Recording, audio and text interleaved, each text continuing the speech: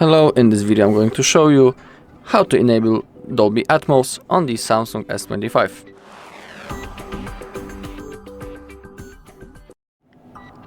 Okay, so we need to open up our settings, just like that. Now simply scroll down until you find sounds and vibration.